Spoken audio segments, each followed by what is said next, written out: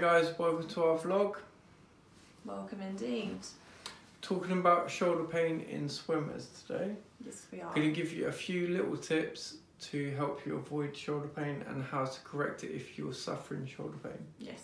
Lauren, first a potential cause of shoulder pain in swimming is thumb entry first, so I'm going to exaggerate it a little bit, but thumb entry first into the water. And potentially, if you're under rotating, little finger first into water. So you want to be aiming for fingertips first into the water, not under or over rotating. Probably not going to be as much of an issue if you've had previous swim coaching, because that is a very old school method of swim coaching. But the ideal now is fingertips first. Over and under. Yeah, I did cover both. So how can we correct this, Rob? Well, Lauren, drills, technical drills.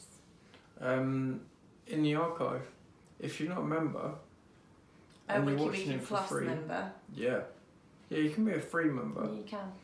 But if you want to see the videos from the drill archive, there's loads of stuff in there to correct it, and actually we might do a video to say what drills help correct things like this. But yeah, anything that encourages you to get your hands kind of in line with your shoulders on entry. So thinking 11 and 1 is one way to kind of do it. You have a way with a float, don't you? That's for number 2. Really? That's for number 2. What we're talking about? Thumb.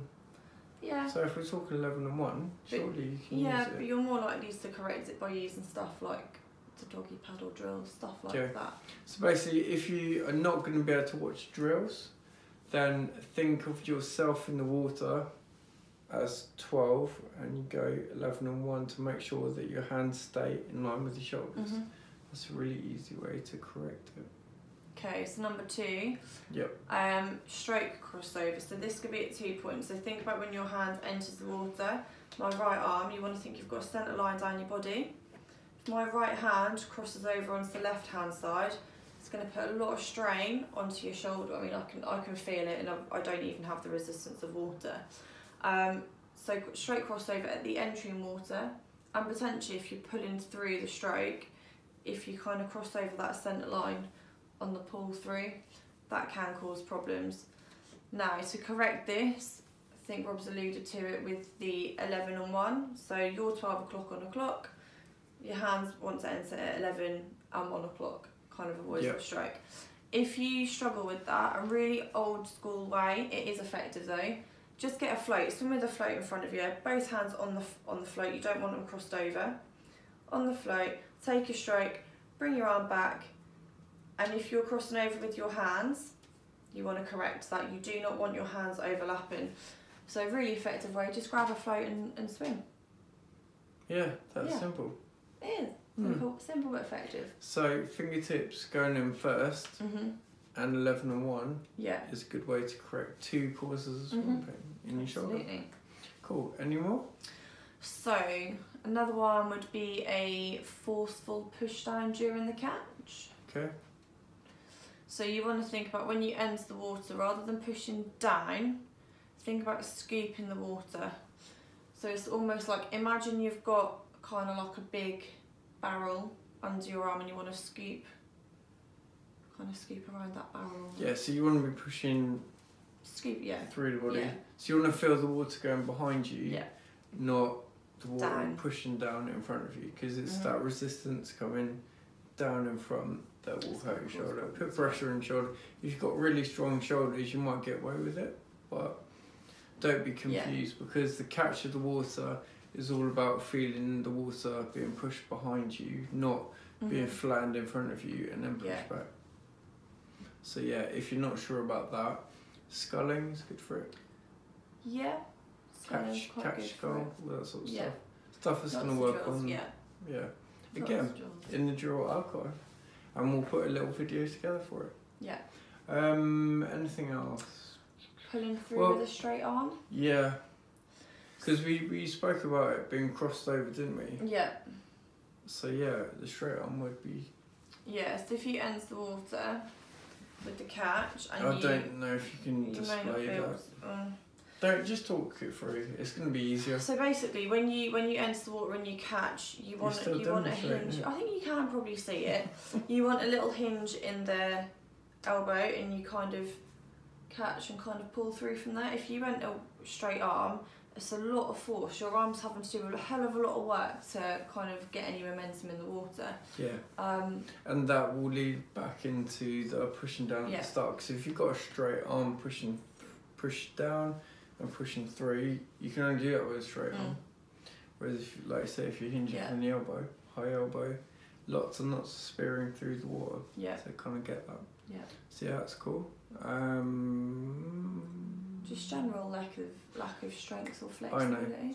Breathing on one side, put stress on the shoulder. So whatever side you breathe to, you're always going to put pressure on that shoulder, because that's the one that's kind of underneath your body, isn't it? So practice breathing on both sides.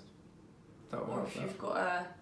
If you know you favour one side, try swimming, breathing on the other side, just to kind of even stuff up. If you're not comfortable with bilateral breathing, make sure you get comfortable with breathing every 2, every 4.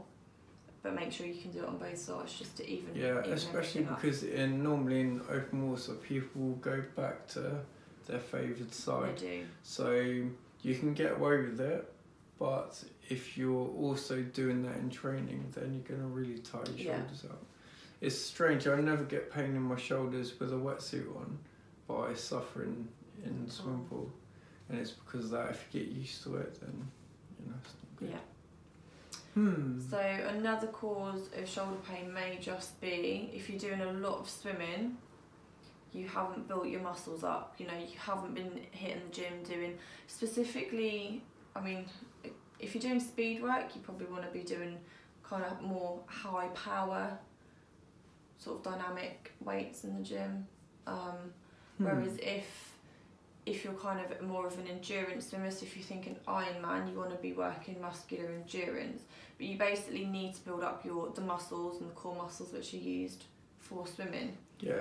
Obviously, if you're not doing that, and then you're doing a lot of distance in the pool, you're probably going to tire out, which could be a cause. It's like if you run a lot with weak legs, you get knee pain. Yeah. Same with swimming. If you don't strengthen the upper body, pecs, lats, rhomboids, trapezius, just to name a few. And then, like Laura said, core muscles. You need to build up strength, but you also need to be flexible. Absolutely. So lots of stretching, lots of overhead work. Loosen that up. So all the muscles you build up to make strong, you also have to make sure they're flexible. So one thing you can do, if you swim front crawl a lot, just try chucking in a couple of strokes of back crawl. Back crawl, backstroke, whatever you want to call it. Back crawl, is that even a thing? Depends how you were taught as a kid. Do some back crawl. But it just gets the shoulder joints moving in a slightly different way. And even breaststroke as well, you're kind of just widening that range of movement on your shoulders rather than just the same repetitive. Because you tend to find with swimmers that swim front crawl a lot, very tight across the chest, very tight just across the shoulder, kind of girdle in general. So think about mixing up the strokes as well, just to broaden your range of movement through the shoulder. What about back style, if we're renaming it? Do some back style. That's a good one. We are not editing that. No, we are not. Cool. So one more thing. Oh, we got another one. You're probably going to laugh at me. If you're wearing a wetsuit, make sure you've pulled it up enough and you've got enough kind of freedom around the shoulder, because it could potentially be, if you've not pulled your wetsuit up enough, kind of may just be pulling on the shoulders a little bit, which is just going to make everything work a little bit harder to get the stroke working. So just think about potentially pulling up that wetsuit. Pull it up around the crotch, up around the waist, and then the shoulders up. You should feel comfortable. Normally when you stretch up on a wetsuit, you should feel pretty comfortable. So tight and restrictive everywhere else, but as long as you can get both arms up, then you're good. Yeah. You're good. Cool. I think that's everything. I can't think of any more. No. I think that's it. I think that's enough piles of wisdom. So if you are watching this on a WikiWiki free membership, obviously, welcome. But obviously you won't have access to the drills, so some of what we've said won't make any sense. Yeah, you'll still have loads of good stuff. Yeah, but if you want to see the drills that we're alluding to and that we refer to, sign up for WikiWiki Plus membership. I can't think, we've got over 30 swim drills. No, we've got loads. We've got loads. We've got loads of swim drills, not all working on kind of catch, working on varying things. Well, everything without stroke. Everything without the stroke. So sign up for WikiWiki Plus membership. Yeah, do it. Loads of drills. If not, stay on the WikiWiki free. But Google the drills before you give them Doggy paddle is a good one. It is. So if you're not sure about anything, Google that one. That'll be a good one to get started with. Definitely. Yeah. Other than that, cool. I think that's it. Done. And we shall see you guys soon. Yeah. Take care, guys. Bye.